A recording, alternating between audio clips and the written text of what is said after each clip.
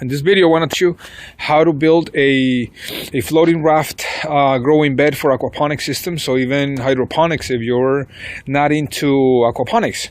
Now the first thing that you need to have is a recipient, a vessel where you can actually put it. In this case I went to a home improvement store and I got this container that is, it's kind of perfect for what we want. And what we're going to do is first we're going to do some perforate in each side, so we can actually have water coming in through the intake and the outflow over there on the other side.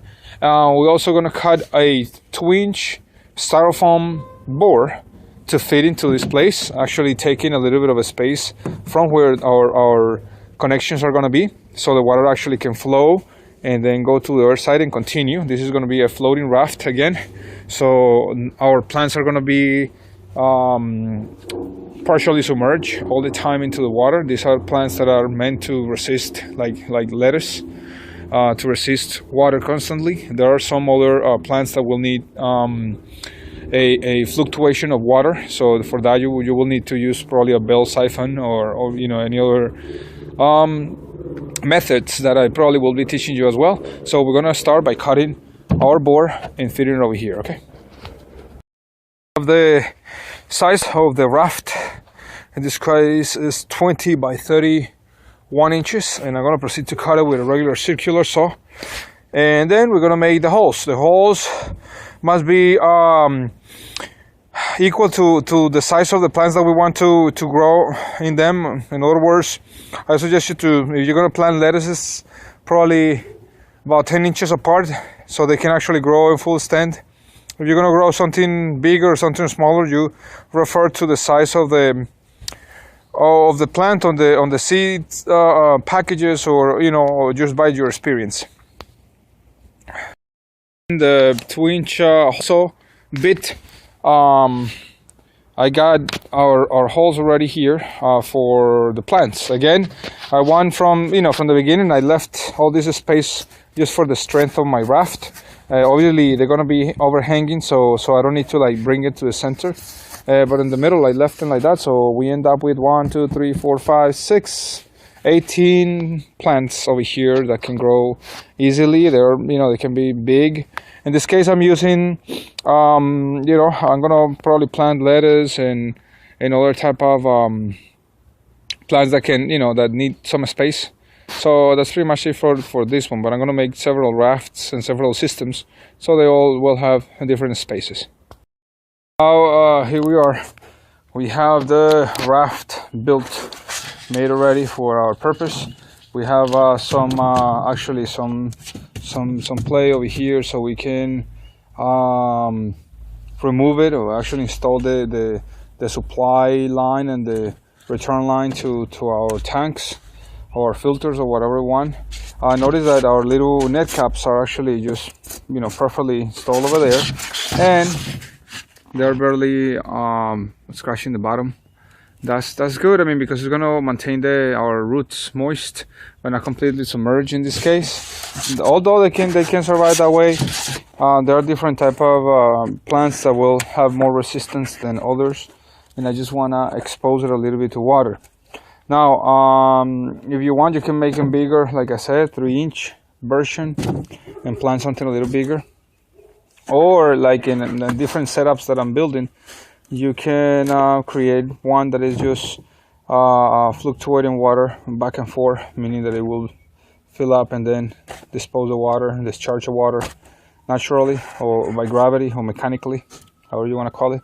But we're going to make some perforations, one in one side, one in the other, and actually one in the bottom, just to keep it draining whenever we need to service it or whatever. So you don't need to lift the entire thing up and whatever, you just need to flush it out a little bit. And that's how we continue. Learn the lesson of thinking that people, or assuming that people understood everything that I was doing. And sometimes I get that frustration with some of the videos that I check on YouTube, and that's why I'm encouraged to do these videos. Now, this is the part that I was really kind of sad about. when we are connecting these plumbing fixtures, sometimes you're not able to understand which type of seal you can get. I mean, they sell some sort of like a bulkhead type of drain, seals or whatever, features or fixtures or fittings or however you want to call them, but they're fairly expensive. And for the common average person like me, if I'm able to get away around it, it's perfect. So I wanna give you my little tip about how to put this thing together. See, this I just cut it with a utility knife, but this is called a toilet fill valve gasket. These things are really inexpensive in a plumbing supply store. I try to go to find them in a regular home improvement like Lowe's or Home Depot or Ace or whatever. It's really hard to find it. You just actually have to get to a specialized plumbing place and you just ask for them. You gotta tell them, look, I need the washer that goes on the bottom of my fill valve tank on the toilet, and they will give you this one. So they maybe have different kinds.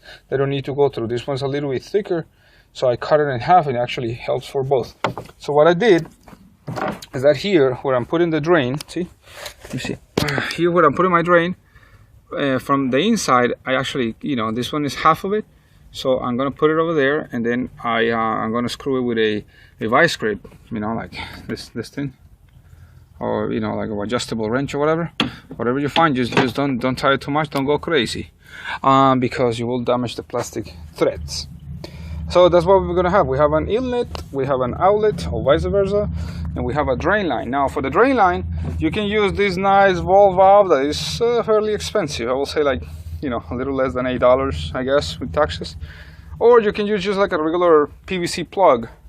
There are plenty of ways, so you can actually connect this, so interconnect it like in a triple filter thing that I made. You can interconnect it to one single valve, however you want it. That's to rinse it out, to kind of, maybe you can just move the water whenever it's kind of dirty, and then open the valve, or open the little outlet, so you can actually clean it and service it, and not to like dump the entire thing, or just get a bucket or a pot or a cap to pull it out. But anyway, those are the things while we're building our raft, floating raft, little mini floating raft. It's not that mini, because if you think it over, there's plenty of little plants that you can actually put there, but you can make it like in 3-inch version, like I said.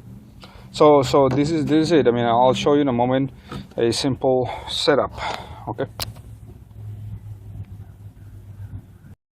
now we have the final stage of our floating raft for aquaponic system. So sometimes actually hydroponic system, so vermipodic system, so whatever you want to call it.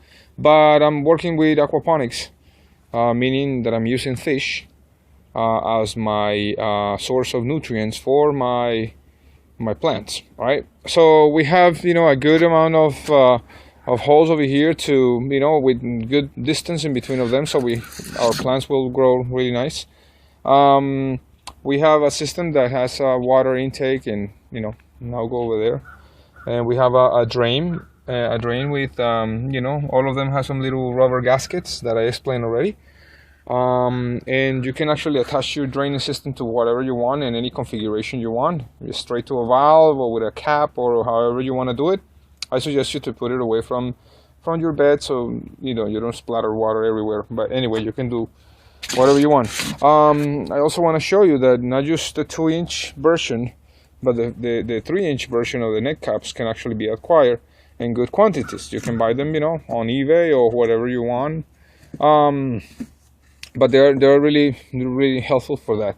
You can use sometimes like media, like river wash rocks, or spended clay, or volcanic rock, or there are so many different things that you can use. In fact, I'm experimenting with some shredded milk and just use bottle plastic, since that is like a food grade plastic. Maybe I can make a grow bed out of that, but that's another story, another video, another chapter. Thank you so much. I hope you like this video.